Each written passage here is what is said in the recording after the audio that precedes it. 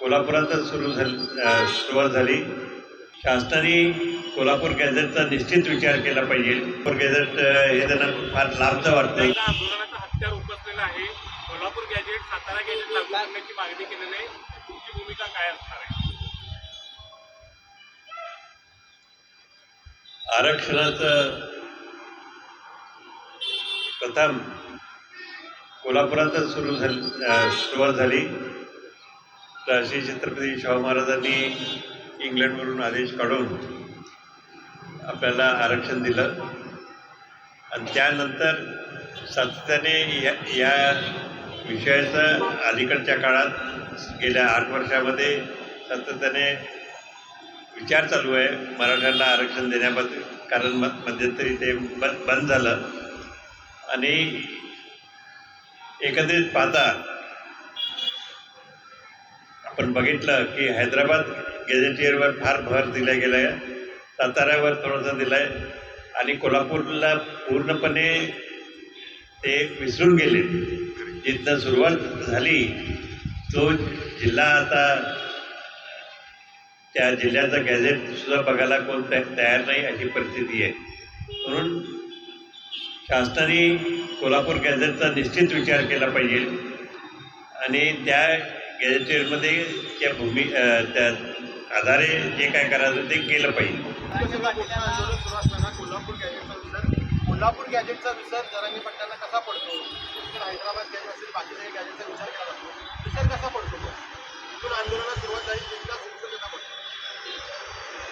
ते जिथे राहतात तो भाग पूर्वी हैदराबाद संस्थानमध्ये होता आणि हैदराबाद हे निजामाचं स्थान म्हणून त्यांना निश्चितच आणखी नैसर्गिकरित्या त्यांना तिकडचीच आठवण येते आणि आपल्या कोल्हापूरची येत नाही. कोल्हापूर गॅझेट हे त्यांना फार लाभचं वाटतं आणि निश्चित हैदराबाद गॅझेट त्यांना जवळचं वाटतं आहे.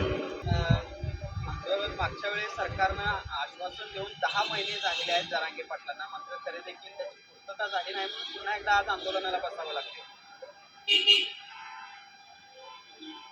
काय होतंय, वेळोवेळी 8 वर्षापासून आपण आंदोलन करतोय. 8 वर्षापासून वाटाघाटी होतात, काहीतरी ठरतंय पण ते अंमलात योग्य तऱ्हेने येत नाही किंवा येतच नाही अशी परिस्थिती आहे. सातत्याने तिकडचाच विचार होत असल्याने सगळा याचा विषयाचा बघितलं तर घोळच झालेला आहे. मराठ्यांची फसवणूक झाली आहे. आतापर्यंत त्यांना काहीच मिळालं नाही अशी परिस्थिती आहे. कोल्हापूर गॅझेटचा तुम्ही उल्लेख करताय, या गॅझेटमध्ये नेमकं काय म्हटलेलं आहे आणि या गॅझेटनुसार मराठा समाजाला आरक्षण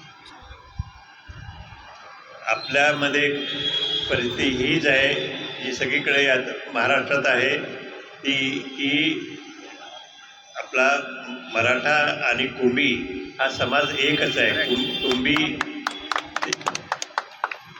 आणि मराठा समाज एकच आहे. मराठा आणि कुंभी एकच आहेत.